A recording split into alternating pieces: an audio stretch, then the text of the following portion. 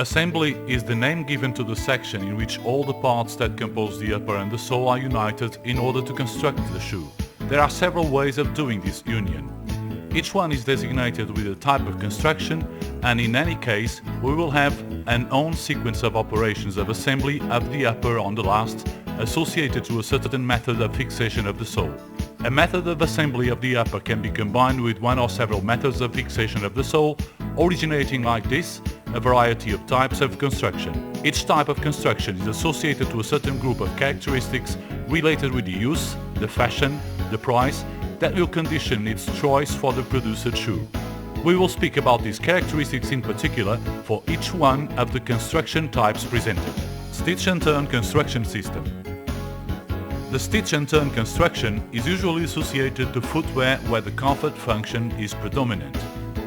We consider that this construction type begins in the last stage of the stitching section, where the upper is directly stitched to the sole, proceeding like this for the assembly section where is turned, and then the expression stitch and turned.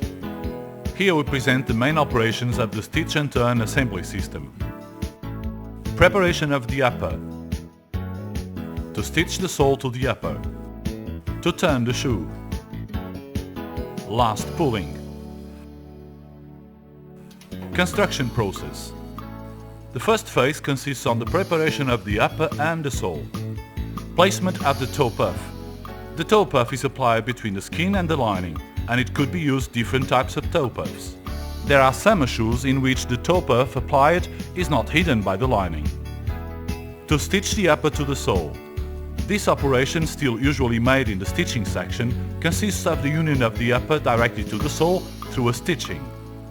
This operation is executed in machines that should be endowed with guides that allow to always maintain the same width of the stitching margin. Apart that, and to improve the execution of the operation, it is necessary that the sole and the upper have stings or reentrances in order to facilitate the process of union of these two elements. The use of stings allows to avoid the possibility of the shoe to be distorted. The second phase consists on turning the shoe. Here we describe the main operations to execute in this system. To apply glue in the sole. Glue is spread in the outline and in the base of the assembly sole. To apply glue in the assembly, finishing in the sole. The glue is spread in the face that will serve as assembly inner sole. This inner sole has a double function. It is simultaneously assembly inner sole and insole because it's already lined.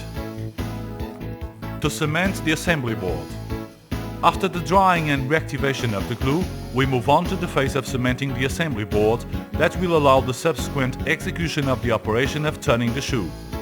This cementing operation is totally manual, as we can observe in the pictures. To guarantee a correct cementing of the board in the area of the shoe is pressed in the area of the toe after being cemented.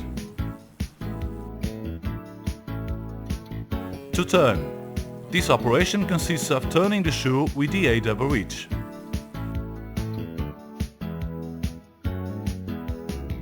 To last. Before proceeding to the operation of lasting the shoe, the employee positions the inner sole inside the shoe and it puts it in the humidification to facilitate the lasting operation. The lasting operation consists in putting on the last in the shoe. The lasts used in this system use a different articulation, designated by vertical articulation, that facilitates lasting and last pulling the shoe. To press the shoe.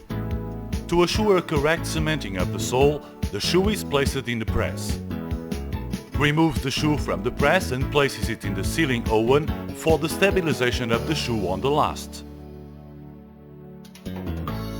Following, places the shoe in the cooling tunnel for the cementing consolidation. To remove wrinkles. This operation is already considered a finishing operation. It consists in applying heat to remove wrinkles in the skin created during the manufacturing process. To apply mass and to pass in the scrubbing brush. The type of finish made in this type of product is very simple, consisting of passing a cream to cover the pores and to uniformize the color of the skin. Last pulling.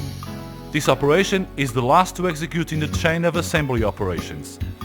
In this phase we conclude the execution of the assembly and the shoe is ready to transit for the final operations. Placement in box. This operation is usually preceded by other tasks that are namely the placement of pictogram and the fixation of labels of the product, the stuffing placement in the area of the shoe toe and of the stretcher in the area of the shoe sides and seats. It has as objective to avoid that the shoe loses shape. After the execution of these operations, it is made a quality control in which the employee measures the height of the back counters and is verified if the product presents some anomaly, placing it in box if everything is accordingly.